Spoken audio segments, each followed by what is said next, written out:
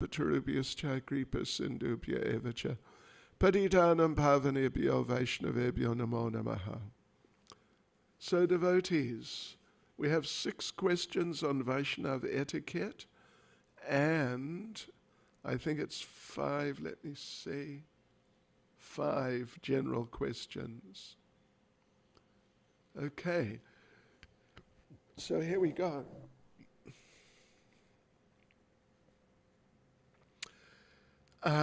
So first of all, the Vaishnav etiquette questions.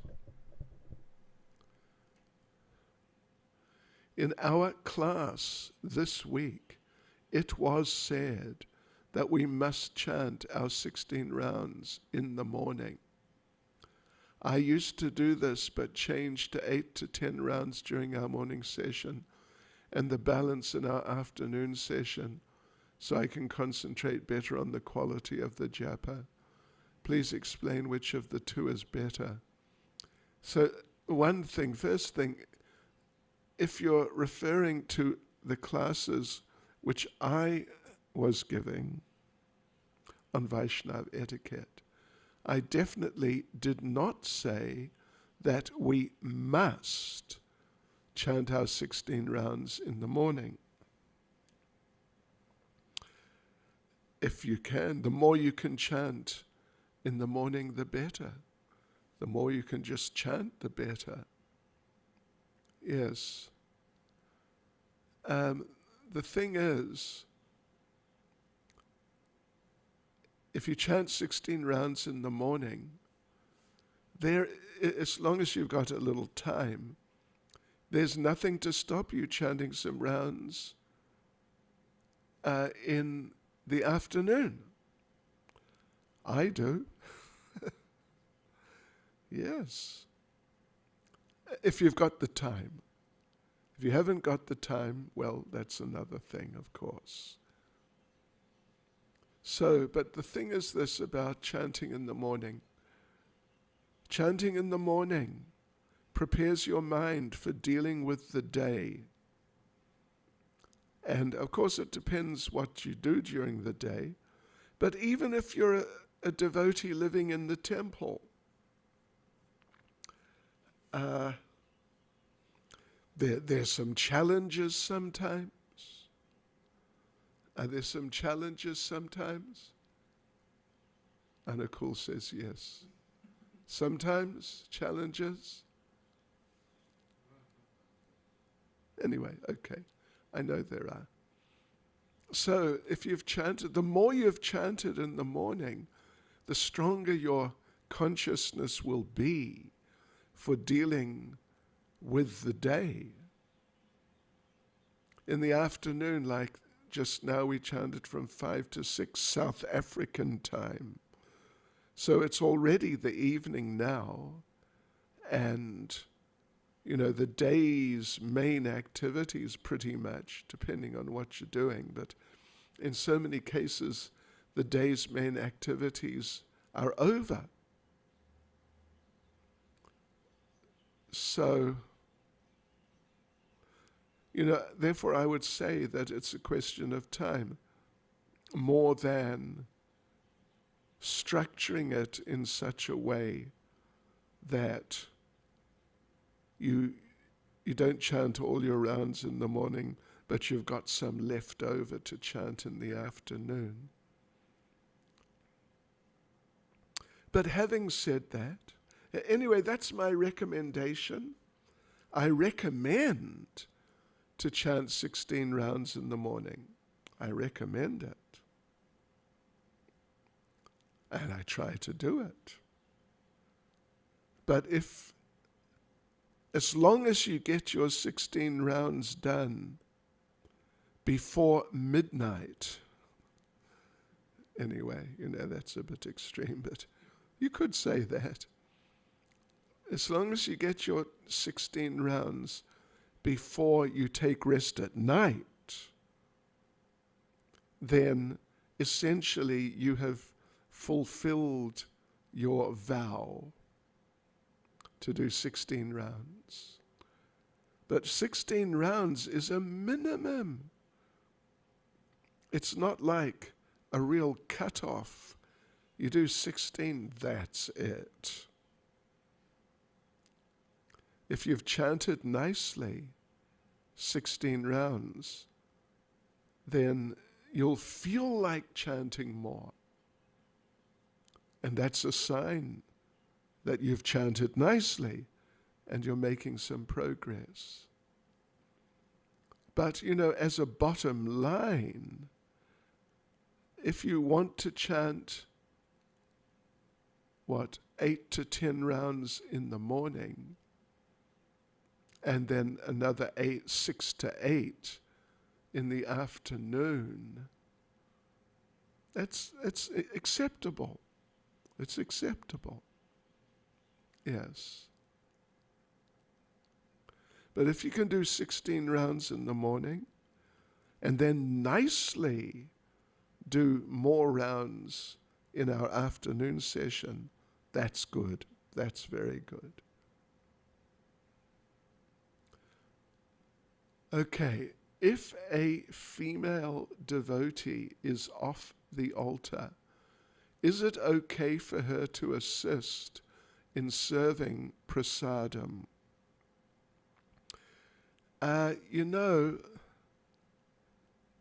It's sort of like a borderline thing.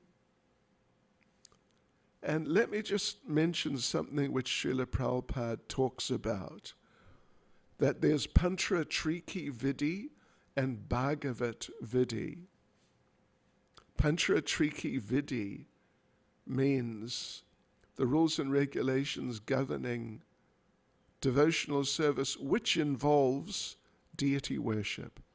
And Bhagavat Vidhi means the rules and regulations of devotional service where the main thing is preaching and spreading the Krishna consciousness movement. So Srila Prabhupada talks about this, and he says that certainly according to Pantra Triki Vidhi, ladies, when they're off the altar, they're restricted in what they can do. They're definitely restricted as far as worshipping deities are concerned, as far as cooking is concerned. They're definitely restricted. But Prabhupada explains that according to Bhagavat Vidhi, it's not so strict like that. And according to Bhagavat Vidhi, it's possible for ladies, when they're off the altar, for example, to do deity worship. And, in a family where the wife is the only, even if they're all devotees, but if she's the only one who has time to worship the family deities and the others just can't manage it, then it is not unacceptable for her to continue the deity worship while she's off the altar, although obviously it would be better if she didn't, because of cleanliness, which is very vital for deity worship. So, as far as serving prasadam is concerned, it may be better to avoid, anyone finding out and possibly becoming disturbed, because, some people are very finicky about these types of things. It may be better to avoid serving prasadam, although I would say it's borderline. It's not clear. It's not absolutely clear. But it may be advisable to avoid controversy, because some very touchy devotees may think that the lady has irresponsibly contaminated them by serving prasadam. It's possible. If temple management allows first initiates to offer bhoga to Gaunitai deities in the temple, since there are not many devotees to do service, would this be a seva aparad, since the first initiate does not know the mula mantras and so forth? You know, if it's authorized by authorized authorities, then it's not a seva aparad. Then it's acceptable. I mean, if it's authorized particularly by the GBC or GBCs, then it's not a seva aparad, although it's not a desirable situation, but it's not a seva aparad. And those devotees who are first initiated and they're doing that cooking, they should be very appreciative and very thankful that they're getting such an opportunity to do service which normally they would definitely not be allowed to do at all. And just if they don't know the mula mantras and the technical stuff, it's not such a big thing. The main thing is the bhakti. How do we deal with beggars at the temple? Well, you know, the best thing to do is for them to move away from the temple, and then we can give them prasad. The problem, the best thing is to give them prasadam, that's a fact. But it's generally best to do it away from the temple, because otherwise you suddenly find there's more and more beggars showing up at the temple. Oh, yes. And all they want is food. Of course, you know, it's prasadam, and that's spiritually good for them. But as far as they're concerned, they just basically want food, and they're not interested in Krishna consciousness as such, at least usually. And the temple is for people who want to be Krishna conscious. And the thing is, if you have all these beggars and, you know, what people who would, by normal social standards, be considered undesirables, or even possibly dangerous, or at least, you know, they're not there for Krishna consciousness. If you've got a lot of them hanging around, it may well put off people who are really interested in Krishna consciousness and would like to come to the temple for Krishna consciousness. And that's not good. We should really create an atmosphere at the temple which is conducive for Krishna consciousness and for giving Krishna consciousness and facilitating Krishna consciousness. Therefore, beggars, it's best, we serve so much food for life to beggars, really a lot. But it's done in some, you know, place out of, not the temple. Yeah. If a woman devotee cooks meat for her husband and also prasadam every week and brings it to the temple, should we accept the prasadam cooked by her or not? You know, really ideally, well, first of all, ideally she should stop cooking meat for her husband. Then it's okay, she can bring prasadam and it's acceptable. But while she's cooking meat for her husband, if she wants to bring prasadam for the devotees, it's better she brings fruit, raw, uncooked things. Yeah. But cooked things, it's not good. You know, devotees, like if devotees are traveling, doing some extensive travel program, and they just can't get prasadam for a few days. Then, for example, if they're on an aeroplane or aeroplanes over a few days, couple of days, then if it's possible to get what they call Jain food, cooked, by the airline. Jain means completely vegetarian, no onions, no garlic, and also nothing which grows under the ground, like no potatoes, no carrots. Anyway, they have their own program. But just on a technical level, it's food the sort of food which could be offered. So if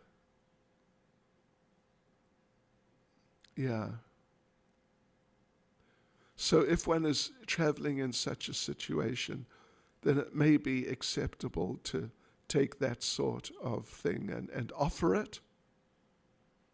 Although, of course, it's not really desirable. And when we travel, we should try to take sufficient prasadam with us. Yeah.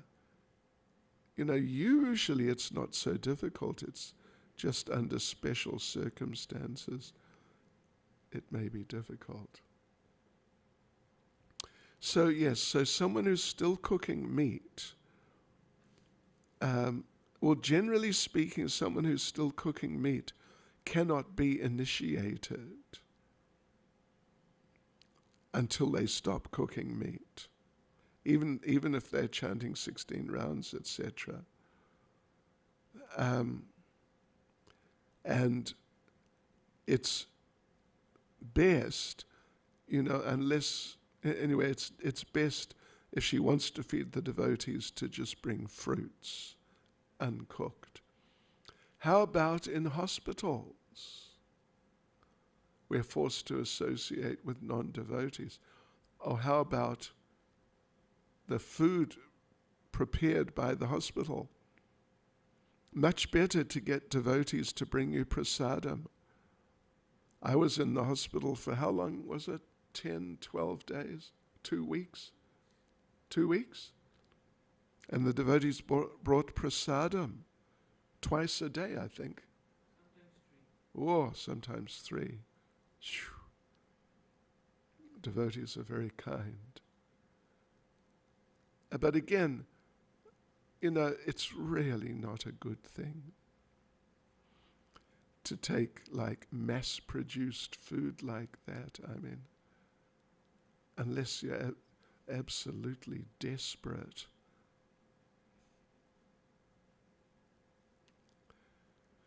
Okay, those are the questions regarding Vaishnav etiquette. Now we have some questions, general questions. Here's a good one. Why do you prefer the color orange? Okay, fair question. Important question. Well, I don't just prefer it, but I use the color. You could say orange or variations on orange. We use the term saffron, although often it's not exactly saffron colored.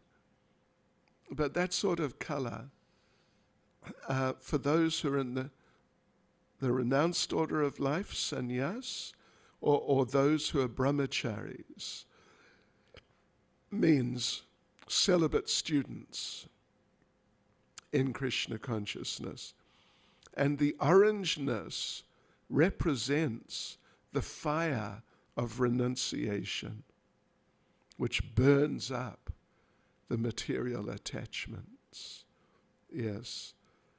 So generally all the time, I mean, there's only a few times that devotees like sannyasis, particularly sannyasis, who are older people and in the renounced order and strict celibates, the only time, like myself, the only time I have worn like regular Western clothes was when I was traveling to or through the Middle East,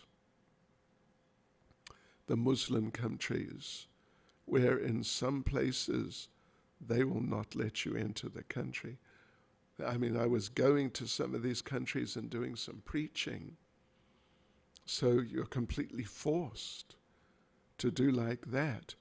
Not only that, but the programs are held in people's houses, and when you drive to the house, you have to wear Western dress.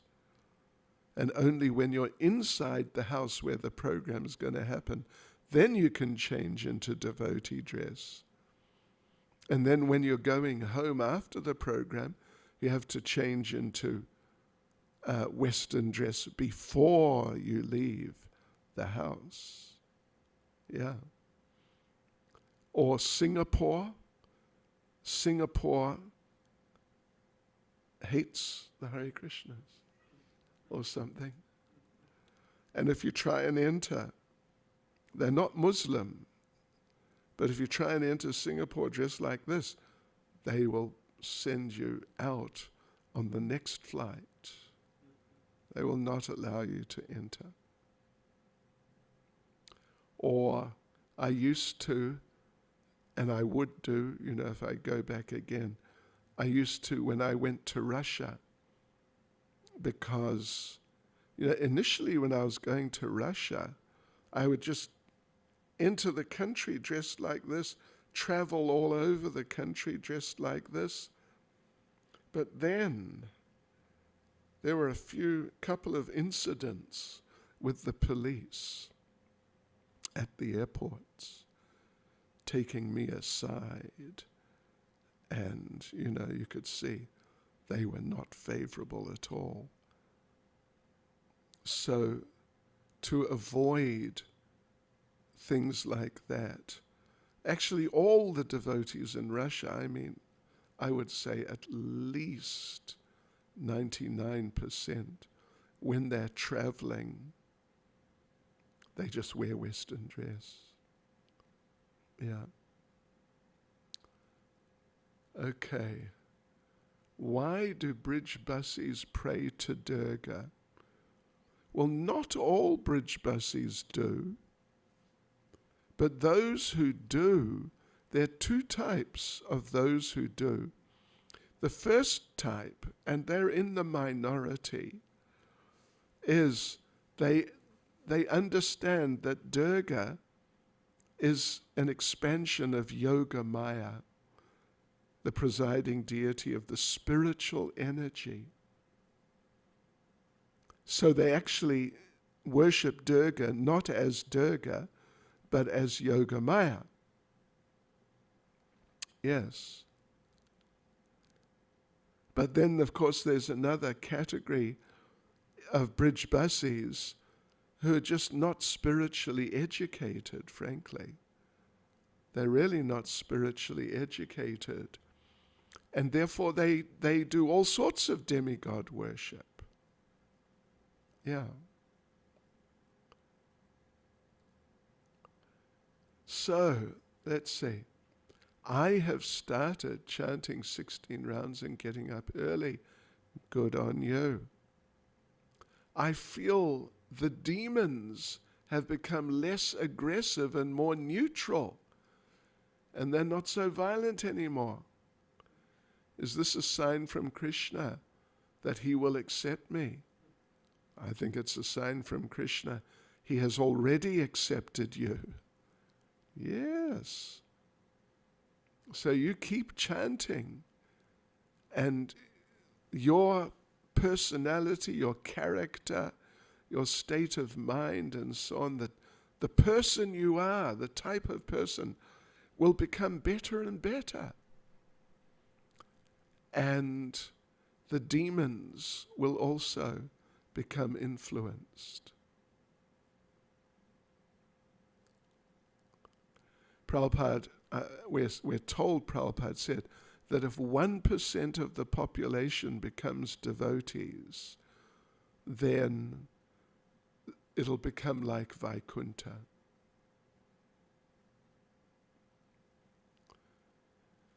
I have seen, after doing Gayatri mantras, I say some prayers. Can I say those prayers even though I'm not second initiated? If yes, can you please tell the prayers? You know, I chant a prayer. It's the prayer of the Avanti Brahman, one of the prayers of the Avanti Brahman. Let me just tell you what the verse is.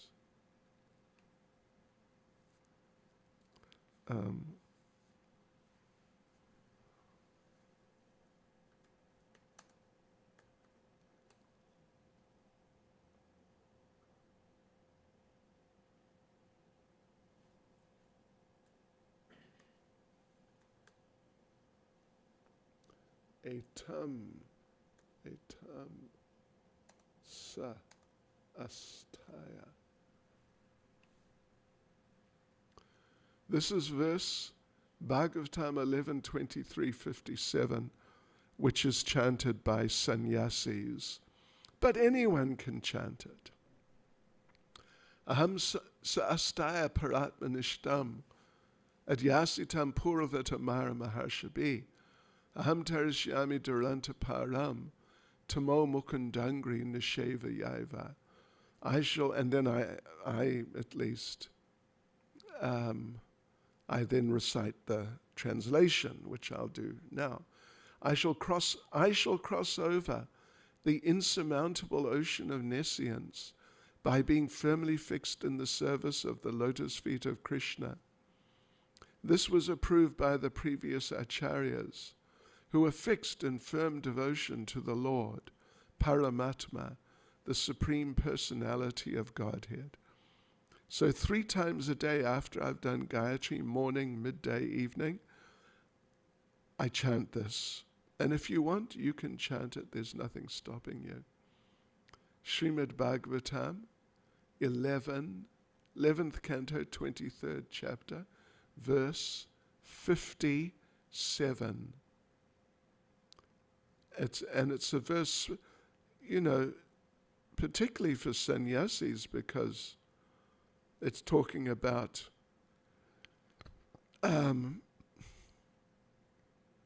being completely fixed, completely absorbed in devotional service to the Lord, which is the essence of sannyas.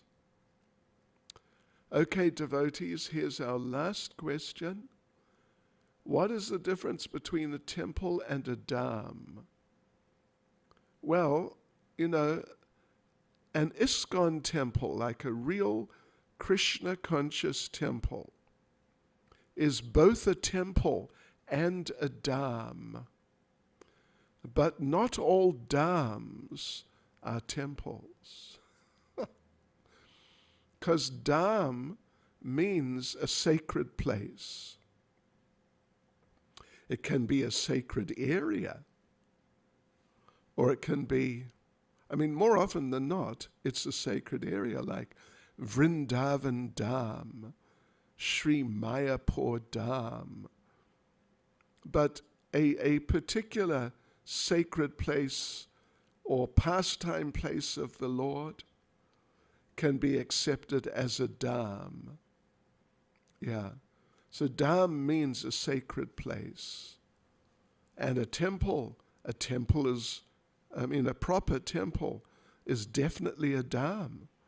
It's a sacred place. Here we are in Sri Sri Radha Radhanath Dham.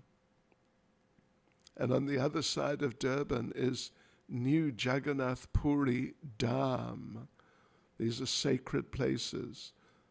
They're temples, and naturally a temple, a proper temple, is a sacred place.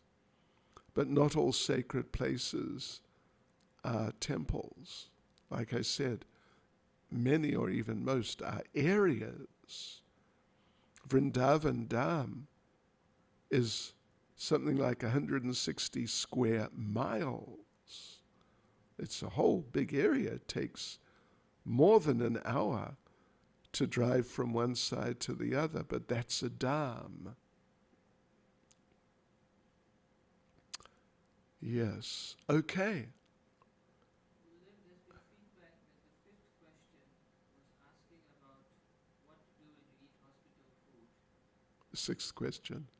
So the sixth question also mentioned what if you're forced to associate with non-devotees in the hospital. Okay. Anyway, that's all the sixth question. How about in hospitals?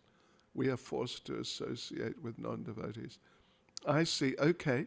So let us address this point then. Yeah, we didn't address this point. When you're in a hospital, you're forced to associate with non-devotees. Well, if possible, and I really try to do it, get a private room. So then you're still going to have to associate with nurses and doctors because it's a hospital. That's what being in a hospital means, really. But you won't have to associate with everybody, all the other patients. Yeah. But if you're forced to be in a general ward, and you just, that's it, then I would, they always have these curtains for privacy. I would keep it closed or partially closed as much as possible, and just do a Krishna conscious program, chant your rounds, read the books and these types of things. Yeah. I mean, maybe you'll be able to preach to some of the patients. I mean, that happens sometimes. So, yeah. It's a similar principle to when you're working. When you're working, unless it's an unusual situation, you will have to associate with non-devotees at work. So of course at first you can try and give them Krishna consciousness, and you never know. Some may accept, some do accept. But quite likely some will not accept.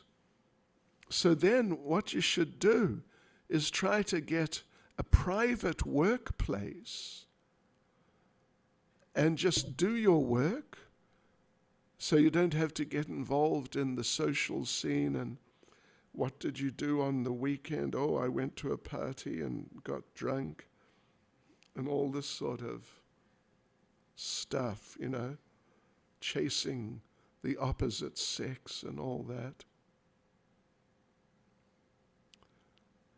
As Lord Chaitanya said, Lord Chaitanya was asked on a number of occasions, how do you recognize a devotee? And one time he said, Asat Sangha Tyaga E Vaishnav Achar.